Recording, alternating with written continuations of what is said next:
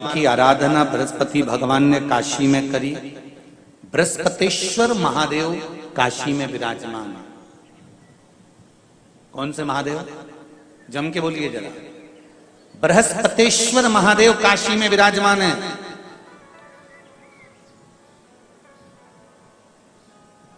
जो अंगूठी में पुखराज नहीं पहन सकते,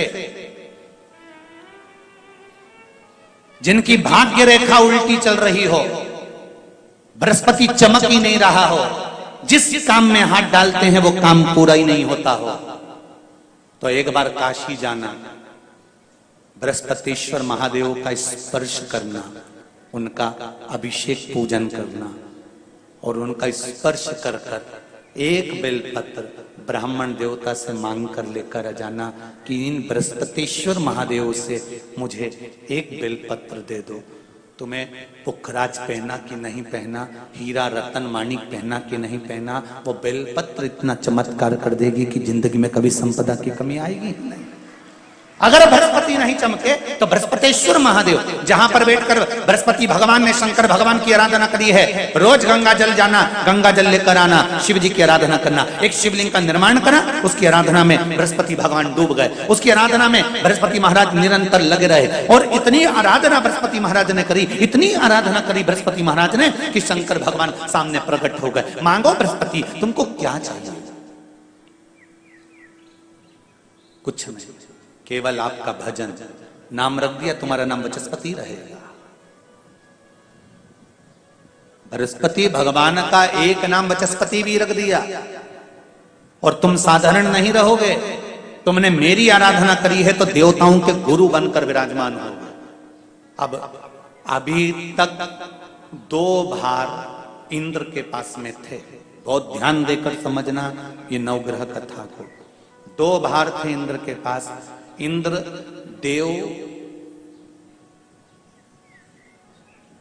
देवताओं के गुरु भी बनकर बैठे थे,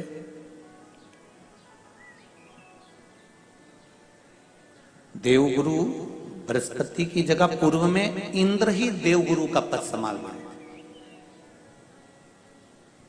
और देवराज का पद भी इंद्र के पास में था। कौन कौन से पद थे? जम के बोलो जरा।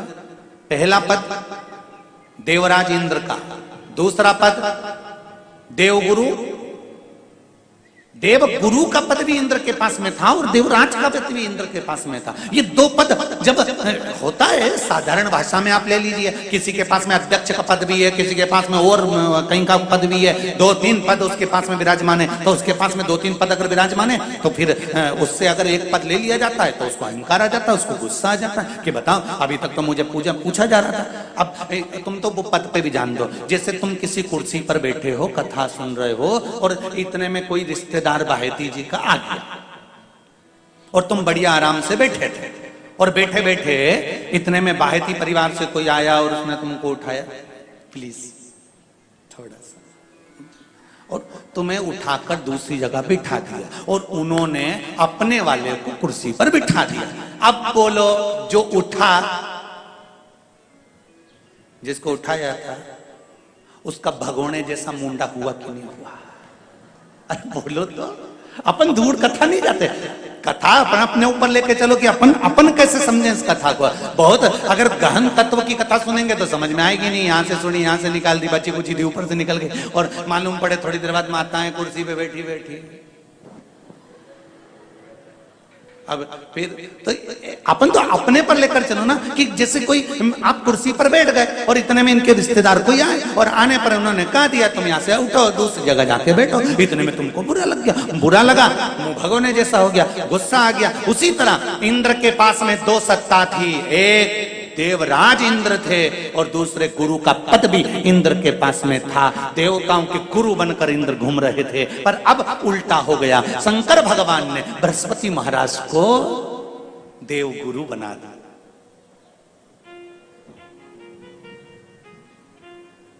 अब जैसे ही देवगुरु बनाया तो इनका इंद्रदेव का मुंह, अरे बोलो तो तुम, भगोने सा हो गया। कुर्सी उतरी कि मुंह भगोड़ा उड़ा। अब इनका मुंह भगोने जैसा हो गया तो गुस्सा तो गुस्सा। इतने में इंद्र ने, बृहस्पति महाराज देव गुरु बन गए, इंद्र सिंहासन पर बैठे थे, अप्सराओं का नृत्य देख रहे थे। वहीं से देव गुरु बृहस्पति का आगमन हुआ।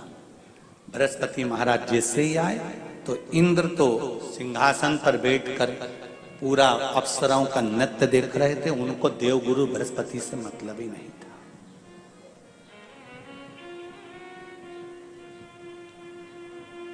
कोई स्थान नहीं, कोई सम्मान नहीं, कोई आदर नहीं,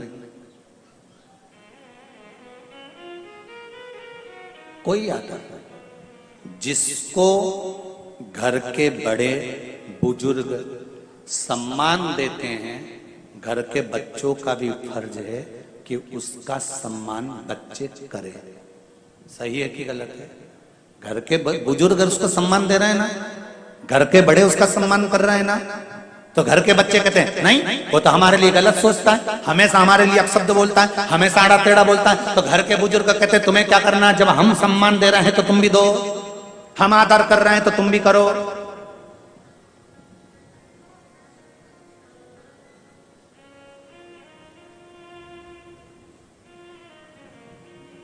पर नहीं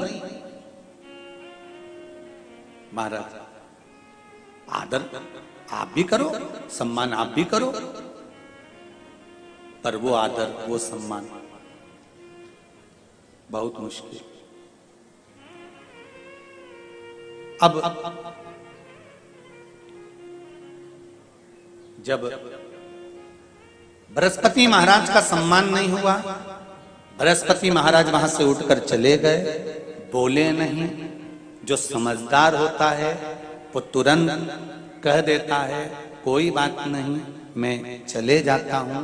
कोई मुख पर क्रोध नहीं, कोई चिड़चिड़ प्रवृत्ति नहीं, कोई अपशब्द नहीं। एक बात मैं आप सबको कहना चाहूंगा,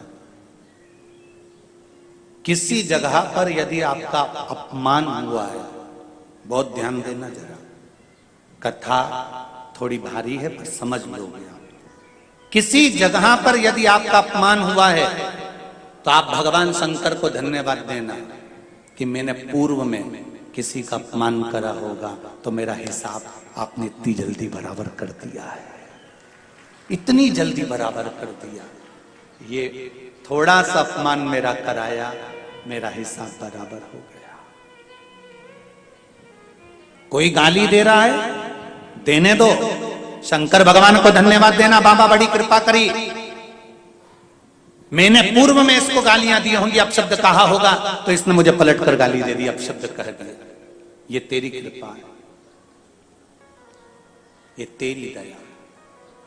और जब तक तेरी करुणा, तेरी कृपा, तेरी दया नहीं हो तब तक कुछ हो ही नहीं सकता।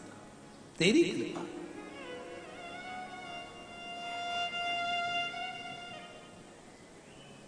भगवान से कहो, हे देवाधिदेव महादेव, मैं ये नहीं कहता कि मुझे रोने मत देना,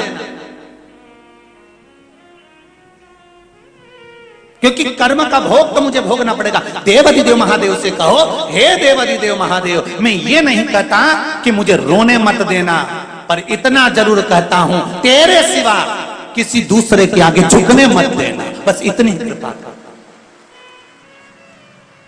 मैं ये नहीं कहता कि मुझे रोने मत देना, बस तुझसे निवेदन है कि केवल तेरे दरबार के अलावा किसी दूसरी जगह पर मुझे झुकने मत देना, क्योंकि मैं जानता हूं अगर तू मुझे अपना समझता है, झुकने नहीं दे सकता तो फिर रोने भी नहीं देगा। ये मेरा विश्वास। संसार सागर में केवल एक देव अधिदेव महादेव ऐसे हैं जो व्यक्ति पथ से भी अगर भटक रहा है तो उसको अपनी मंजिल तक पहुंचा ही देते हैं, और वो अपने लायक स्वयं शिव अपने अनुकूल उसको बना ही लेते हैं। केवल शिव।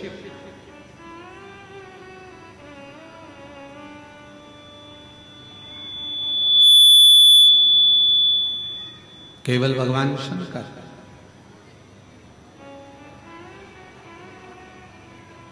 हम तो यहां तक कहेंगे इस आदिवासी वनवासी क्षेत्र के रहवासियों से आप जो अपने कुल देवता का पूजन करते हो, आप अपने कुल देवी का पूजन करते हो, आप उनका स्मरण करते हो, मंत्र जाप करते हो, नाम जाप करते हो, नाम कीर्तन करते हो, तो हम तो आपसे कहेंगे कि प्रतिदिन भगवान शंकर को 1 लोटा जल चढ़ाने का एक नियम बना, और जब आप 1 लोटा जल चढ़ाने का नियम बना लोगे तो ये निश्चित है कि तुम्हारे घर का कोई भी व्यक्ति अपने पथ से नहीं भटकेगा, ना वो कभी गलत संगत में जाएगा, ना मदिरा में जाएगा, ना मांसाहार में जाएगा, ना गलत वृत्ति में जाएगा। वो गलत मार्ग की ओर जाएगा ही नहीं, वो गलत मार्ग की ओर पहुंचेगा ही नहीं। क्यों? क्योंकि शिव उसके मार्ग को सुलभ कर देते।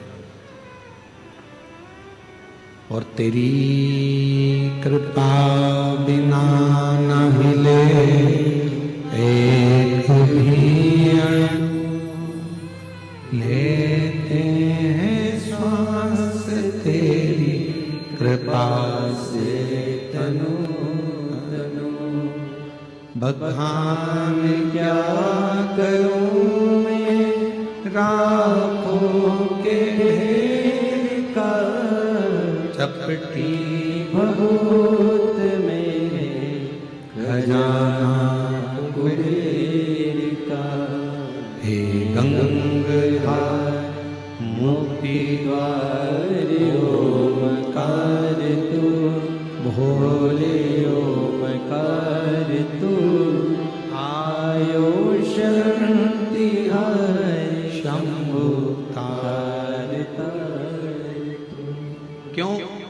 क्योंकि आज का जो नवयुवक है, आज के जो नवयुवक हैं, वो 2 चीजों में उलझे पड़े हैं।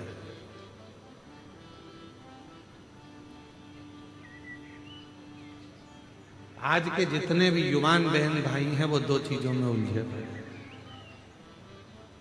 आज का जो नवयुवक है, आज का जो नवयुवक है, वो 2 चीजों में उलझा हुआ है।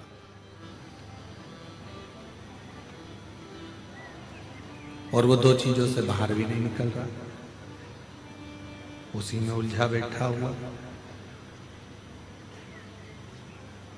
और लोग चाहते हैं कि उसको उस उलझन से बाहर निकाल दिया जाए, फिर भी वो उस उलझन से नहीं निकल रहा।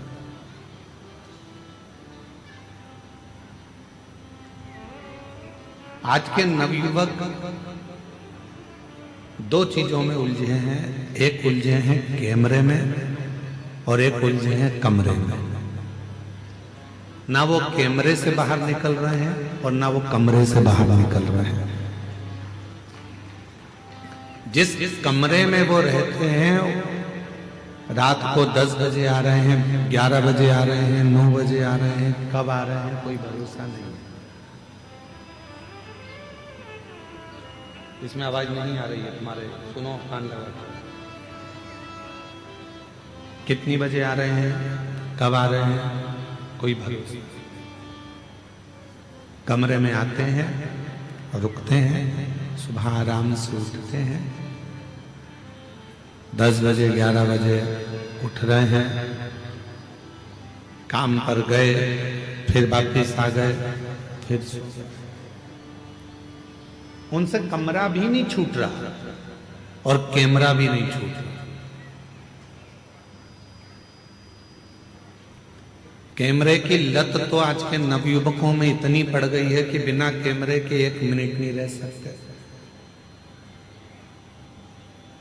दांत भी घिस रहे हैं तो भी कैमरा चालू है, मुख भी धो रहे हैं तो भी कैमरा चालू है। और उस कैमरे ने मालूम पड़ा एक दिन ऐसी जिंदगी खराब कर दी कि फिर किसी को मुख दिखाने के भी काबिल नहीं बच पाया। नवयुवक बच्चे, छोटा बच्चा है, सोता हुआ अच्छा लगता है। छोटा बच्चा जितना सोएगा माँ बाप को उतना अच्छा लगेगा। पर वही छोटा बच्चा जब बड़ा हो जाता है कॉलेज में पहुंच जाता है और वो बच्चा यदि कमरे में सोता हुआ पड़ा रहे तो माँ बाप को बिल्कुल अच्छा नहीं लगता। माँ बाप चाहते हैं कि मेरा बेटा कमरे से भी बाहर निकले और कैमरे से भी बाहर निकले और कुछ अच्छा कर दिखाए जिससे इस राष्ट्र का उत्थान हो।